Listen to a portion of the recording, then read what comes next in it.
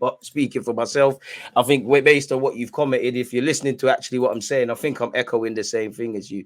Jorginho's the granddad. I mean, then what is what is every other centre mid option there?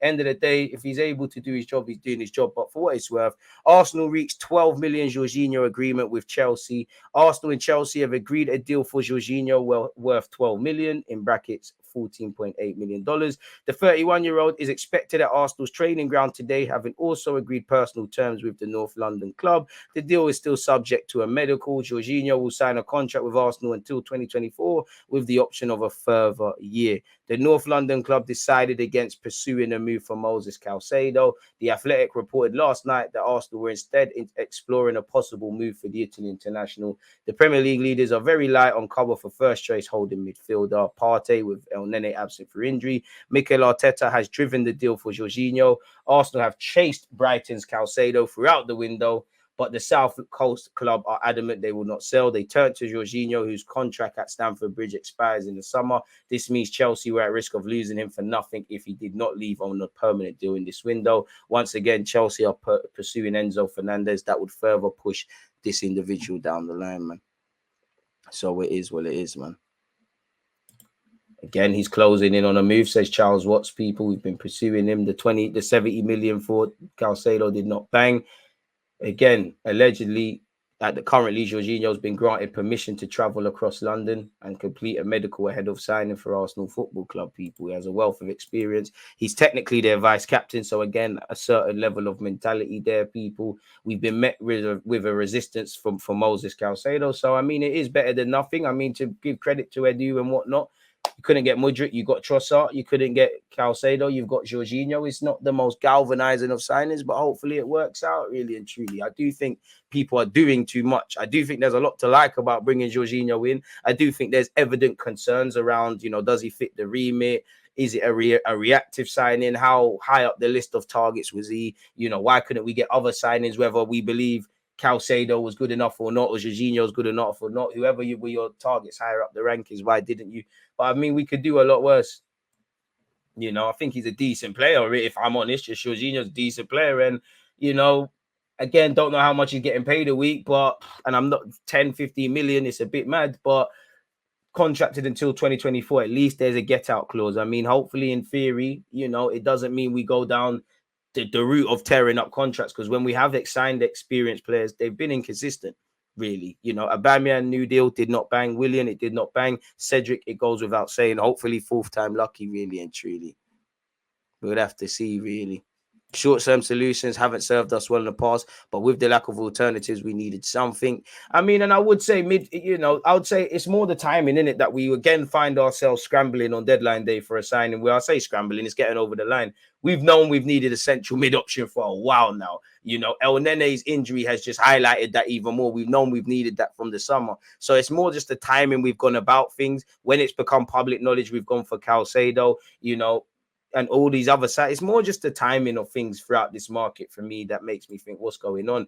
Again, you have to use your eyes and stats, because they both tell part of the picture. But when you look at it, now our eyes tell us he's clearly, Partey is clearly more robust than Jorginho. And our eyes might tell us that Jorginho struggles a bit physically, but the numbers, it's not really that deep. Total tackles, again, there could be reasons for these stats to be screwed in, strewn in a way that sees it towards Partey or Jorginho. But in terms of tackles, Jorginho's made 2.95. Partey's made 2.32. In terms of interceptions, he's ahead of him. Again, did Partey not have an injury at the start of the season? I don't know. I don't know. It says all stats per 90. Ball recoveries, interceptions, tackles, forward passing percentage, he's better than Partey. I mean, forward passing, you'd expect to see him there. But in terms of interceptions, tackles, and ball recoveries, probably not. And ironically, I wouldn't expect, Partey's obviously a baller, but Jorginho, you'd probably say that's more of a strength of his. Partey's done quite better in terms of passes completed there, really. I don't know, really. But then again, Jorginho makes more forward passes. Obviously, if you're making more forward passes, you're more likely to lose possession. I don't know. But it gives us some good options. You could have Xhaka and Jorginho, Partey and Jorginho, Jorginho and Xhaka, assuming we have a lot of possession. Hopefully, you know, Jorginho at being 31 years of age, signing for Arsenal, he's got no time to waste. Reality is you're 31. You know, you've won a whole heap of trophies for Chelsea, won stuff at international level. You're 31. A bit like Xhaka and Partey and El Nene are 30 now. You know, it's all fun and games if you're Saka, Martinelli, all these guys maybe not necessarily winning stuff in 2 to 3 years because you're still in your 20s. These lot are done. And in an ideal world, even if they work out for Arsenal in 2 to 3 years, necessarily Xhaka and Partey shouldn't be the first names on the team sheet. There should be better players in by then. So hopefully he comes with a fight, with a burning desire. He's obviously got stability. He knows Arteta likes him back from his City days. He's joining an exciting project. He stays in the Premier League. I'm sure you're getting decent wages. It is what it is. You know, burning desire to prove Graham Potter and all of that jazz wrong. Hopefully, man. Hopefully.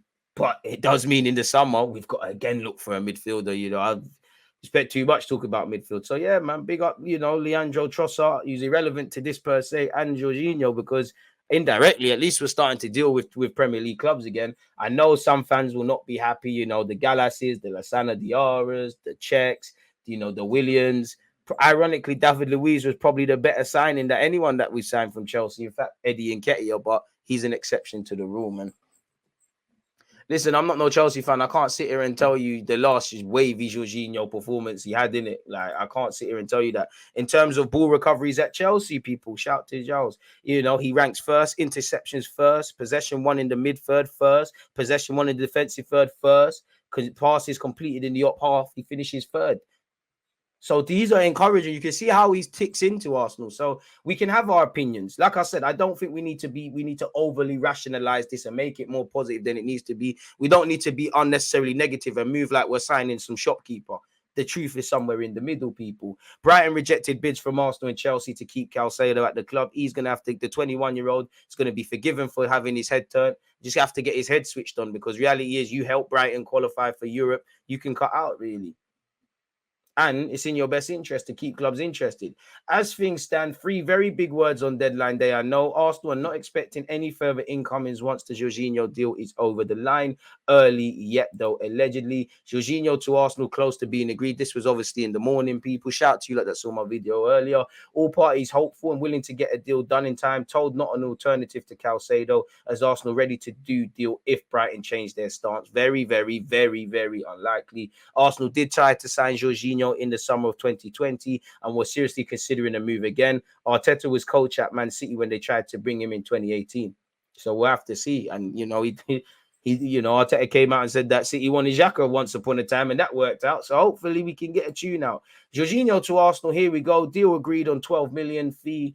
Chelsea accept conditions and documents are being prepared. Personal terms agreed. Contract until 2024 with the option of a further year. First contact revealed yesterday night. Medical booked. Arteta key factor. Fair enough. Welcome, man. At least give the man a chance, really.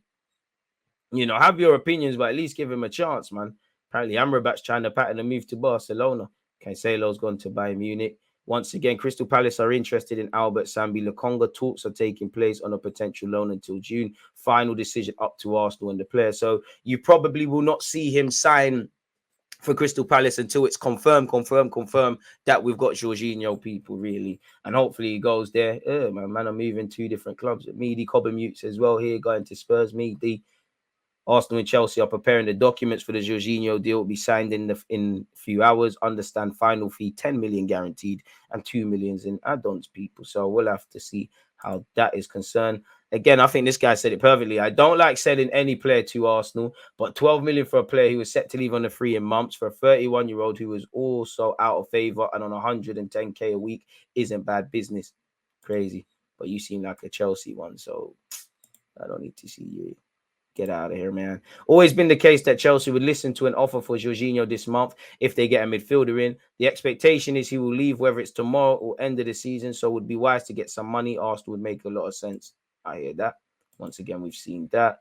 Again, Jorginho's move from Arsenal to Chelsea is for an initial 10 million with a further 2 million in add-ons. He is set to sign an 18-month contract with the option of another year. Once again, Palace are close towards trying to finalize a deal for Albert Sambi Lokonga on loan. You know, you'd imagine Granit Xhaka Thomas Partey, El Nene if fit, and Jorginho, you're not getting a look in. So hopefully Crystal Palace can get a tune out of you, and the 23-year-old can put himself in the shop window for Arteta for next season, or, you know, convince Palace to take you permanently, because sometimes signings just don't work out, people, and you just have to keep it moving. Is there anything else emerging? Apparently he'll wear the 20 shirt.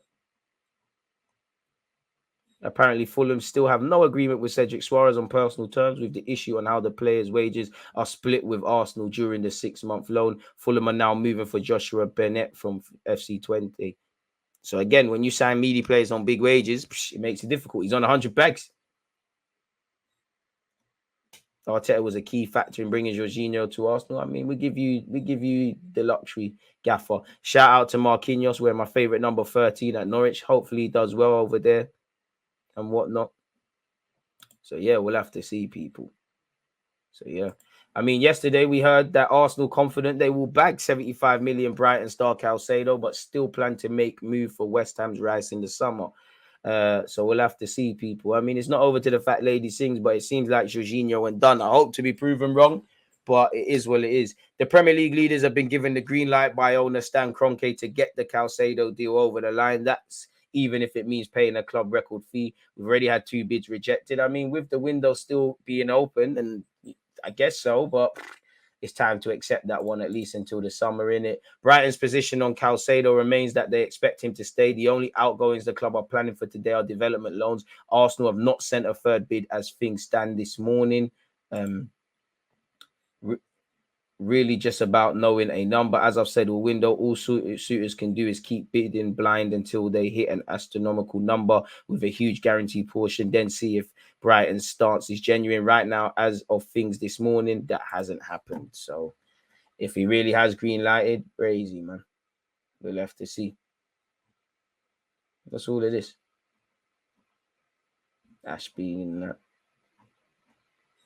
Once again, Jorginho signing. Arteta push for the move. Decent business for Chelsea, given he could have been a free transfer come summer. I mean, if that was Jorginho at Arsenal, he would have just ripped up his deal in it, and just he would have gone somewhere for free elsewhere. Fresnadar situation. Real Valladolid convinced to keep the player on Monday, but there could be some change in the final hours of the market, as clubs are still trying to reach an agreement now for 2023-24. So we'll have to see how that one there develops, people.